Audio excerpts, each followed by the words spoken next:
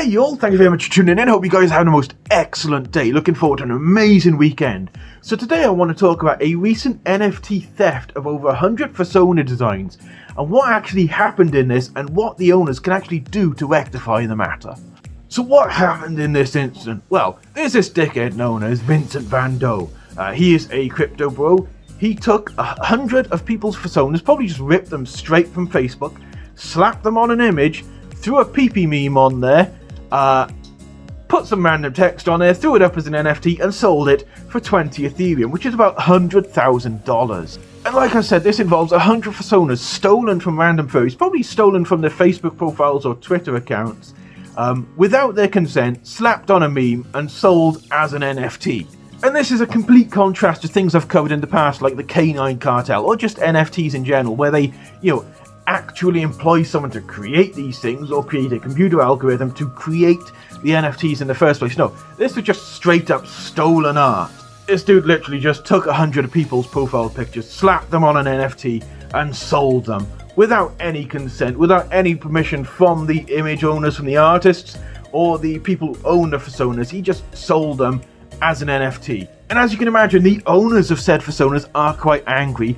They have been slapping the website with DMCA requests. It has been delisted from the website. And from what I understand, the guy who actually bought it, a Kento Imami, has actually thrown a shit fit on Twitter after it got delisted, before realising that he still actually had the NFT, it just wasn't on the website anymore.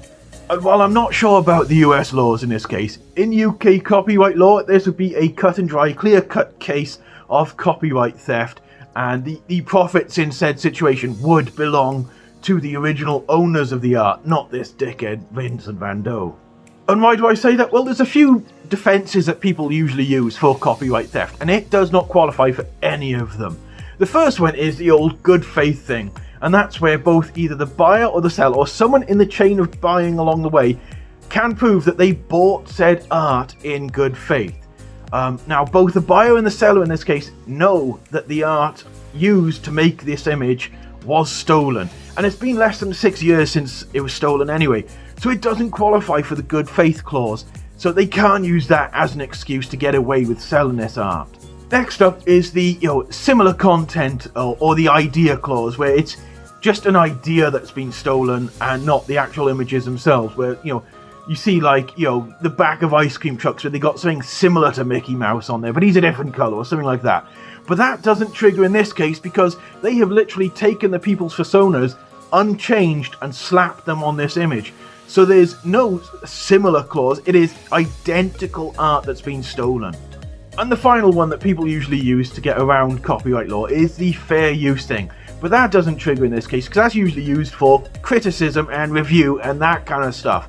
Not just straight up slapping, selling, making profit. So in this case, what should have happened would be similar to what Shutterstock does, where they have the images, they sell you the right to use the images, and then you can use the images.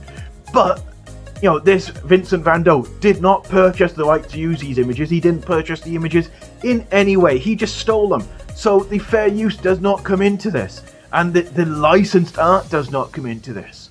This should be an open and shut case. It should be similar to how, if I was to use a set piece of copyrighted music in one of my YouTube videos, YouTube would then decide that that video's profits, if I made any, I don't at the moment, would go to the artist who created that music, not me. It would be similar to that. In the case of this NFT, the profits should go to the artist that created the art in the first place, not this dickhead VincentVanDough. And this guy really does give crypto bros a bad name. Now, I'm not going to try and defend them, but some of the crypto bros I've encountered so far have been really decent dudes.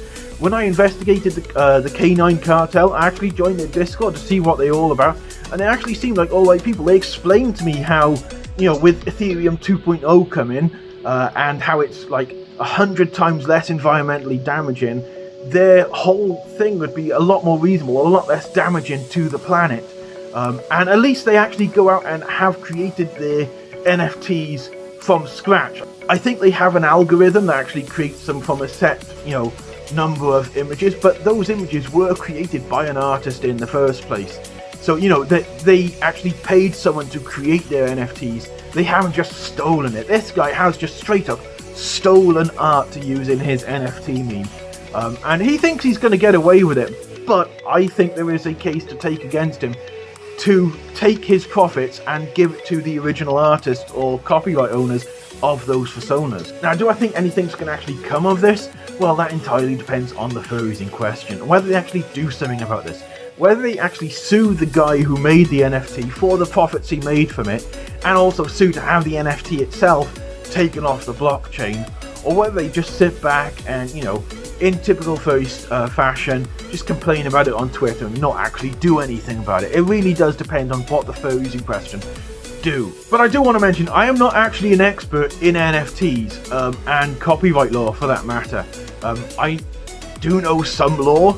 I have looked into the legislation, but I'm not an expert. I don't know if there's any other loopholes or clauses or anything like that, especially with the US system. I don't know the US system at all.